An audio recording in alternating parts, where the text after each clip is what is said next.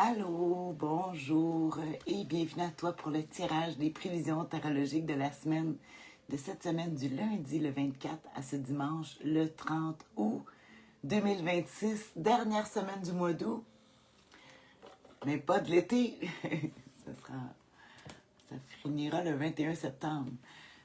Comme d'habitude, oui, je vais, avant de piger les cartes pour les défis, l'humeur de la semaine, les défis et l'attitude gagnante à pratiquer, j'aime ça parler. On est dans la période d'anniversaire de nos vierges,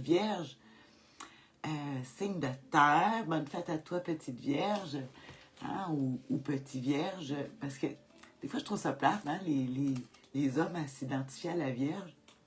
Mais regarde si au tarot c'est bien fait. Au tarot, les vierges, on les reconnaît par l'ermite. Hein, ça pourrait le rejoindre des hommes. L'ermite, on parle ici de spécialistes souvent, en tout cas l'ermite va être capable de travailler seul. Il est aussi représenté, parce que c'est un signe de terre, la Vierge, par la reine de Pentacle, de Denis. Hein? Le roi de Denis, lui, ça sera plus les Capricornes rendus au mois de décembre. Signe de terre, le Denis qui représente la terre.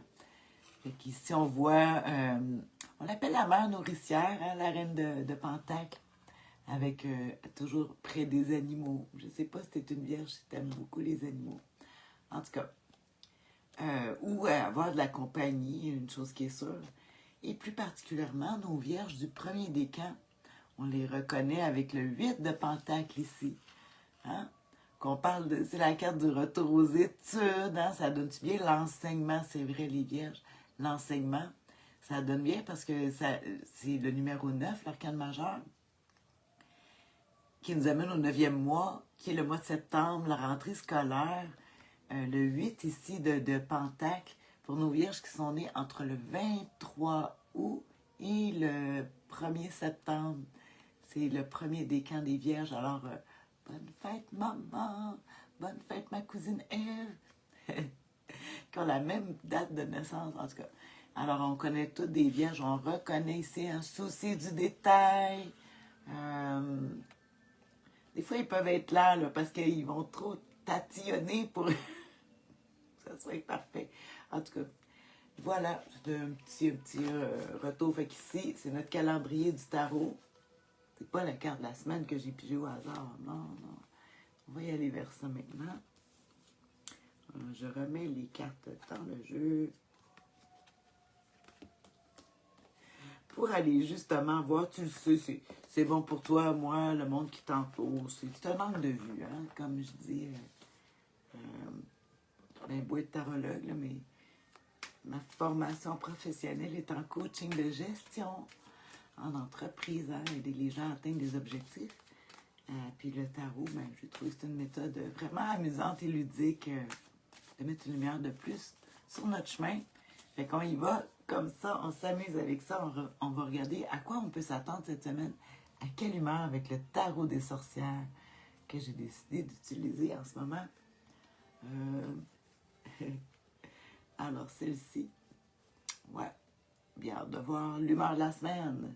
Ben, l'impératrice, j'ai failli la prendre pour la montrer parce que le signe de la Vierge aussi dans les jeux français, il représente aussi le signe de la Vierge, l'impératrice.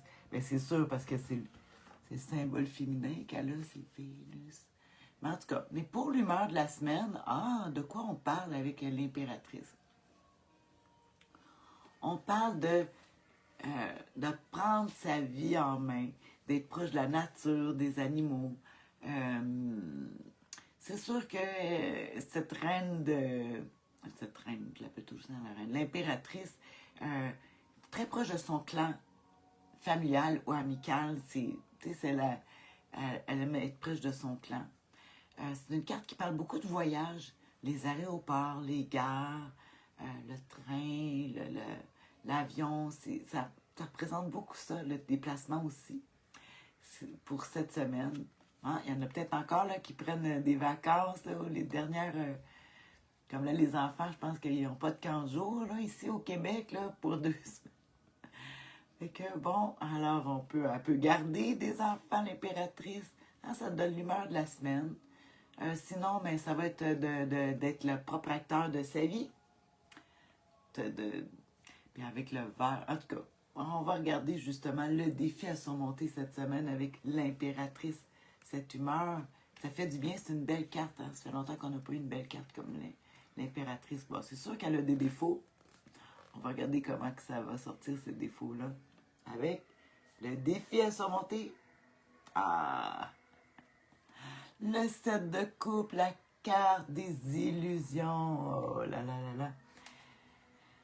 Fait toujours penser au magicien, cette carte. La carte, les émotions. Les coupes, l'eau, les émotions ici, la terre, hein, avec l'impératrice qui représente l'humeur de la semaine. Mais ici, les émotions. Le numéro 7 qui va montrer une multitude de choix. C'est pour ça qu'il y a plein de coupes. Puis on voit comme un magicien ici qui fait voler ces coupes-là. Des coupes qui sont remplies de toutes sortes d'éléments. Fait que peut-être que cette semaine, tu vas être pris avec le défaut à surmonter, l'embarras du choix. Ne pas savoir dans quelle direction aller, tellement que tous les choix semblent pareils, hein, semblables. Ça, c'est pour toi. Si tu regardes à l'extérieur, fais attention. Ici, on peut te dire des belles paroles. Puis le magicien, ça peut être quelqu'un qui c'est le maître de l'illusion ici, le 7 de coupe, l'illusion. De te dire beaucoup de paroles, d'entendre des gens qui disent « Ah oui, on va faire ci, on va faire ça. » Mais c'est trop beau pour être vrai. Il n'y a rien d'écrit, pas de preuve. C'est ça que je vois, il faut faire attention, c'est la carte des beaux parleurs.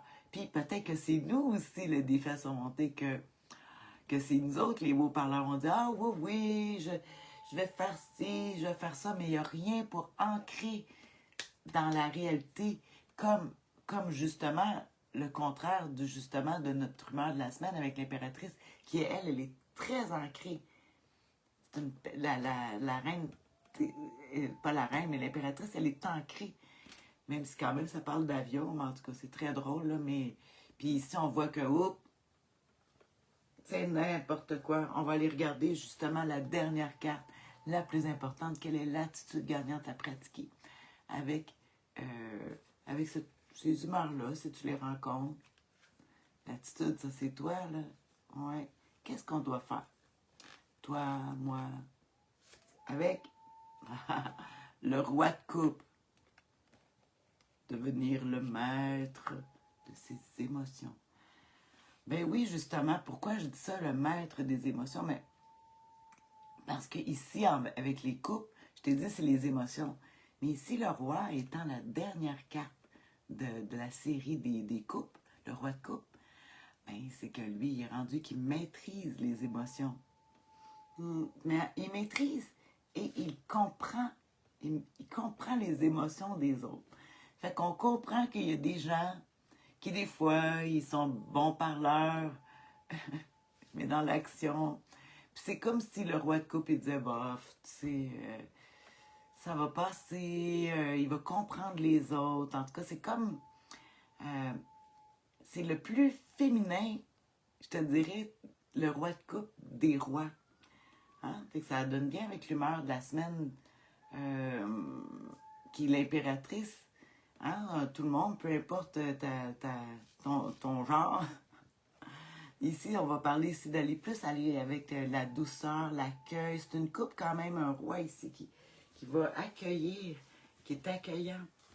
Le roi de coupe.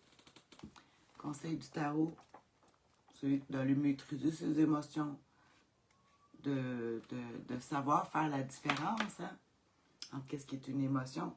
Je regarde ici dans le roi de coupe, créativité, stabilité, générosité, la confiance, contrôle des émotions. Ah, j'avais oublié quelque chose de très important. La spiritualité. Oui, l'as de le couple, les couples qui représentent l'eau. Puis quand tu regardes l'as de coupe, souvent on voit un poisson. Poisson qui est un symbole de, je pense, c'est les catholiques. En tout cas, à un moment donné, c'est le poisson qui représente la religion, je pense catholique, au tout début, peut-être les chrétiens, ou en tout cas, tu le sais, le poisson. Alors la religion ici, pas la religion, mais la spiritualité. Fait que si, hein, mélange pas spiritualité et religion, même si j'en ai parlé, il y a une différence. La spiritualité, c'est croire en des forces invisibles qui sont l'amour, la force de l'amour, écoute. Hein? Peux-tu prendre de l'amour dans une boîte, la tenir? Non. Mais c'est la plus grande force qui existe. Pour la compréhension, en tout cas. Fait qu'on va aller cette semaine, on s'élève spirituellement. On passe au travers de toutes les illusions, puis le problème des choix avec le 7. Ah, tiens, je vais regarder encore pour être bien sûr. Le 7 de coupe, le défi à surmonter. Je l'ai déjà dit. Je vais aller un dernier coup, là. 7, je sais que je me promène, mais c'est arrangé. Le manque de confiance en soi, les trahisons, les mauvais choix, les illusions, la paresse. Oh, attention à la paresse. Mais en même temps, le roi de coupe, c'est pas lui le plus... quand dans le conseil du tarot. Ouais, d'après moi, là, ça va être plus de faire attention aux mauvais choix, les trahisons, puis à faire attention aux illusions. Mais on devient le maître de nos émotions par la spiritualité. Ah, c'est ça cette semaine. C'est ça que des fois je dis, tu sais, il y a des gens que tu voudrais aider, mais tu leur parles, ça donne rien, ils sont bouchés, ils veulent... Ils sont imperméables à d'autres, des solutions ou des idées que tu peux avoir. Mais prie. Ah, j'en parlais justement hier avec mon cousin. La prière, hein, c'est la prière, même si tu crois ou non, prie. Prier, c'est de te mettre une intention pour une personne avec les forces de l'invisible pour aller aider cette personne-là. En tout cas, regarde ça, pour les solutions, la prière. Prière, sans être... Si t'es religieux, si t'as une religion, ben, vas-y avec ça. Sinon, ben, vas-y avec tes croyances. Ah, c'est ça. Bon, je te fais un résumé, je t'écris ça au courant de la semaine. Sinon, ben, porte-toi bien. Hein, Merci de liker la vidéo.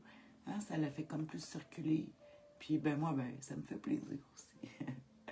Allez, sur ça, bisous. Bye. À la semaine prochaine.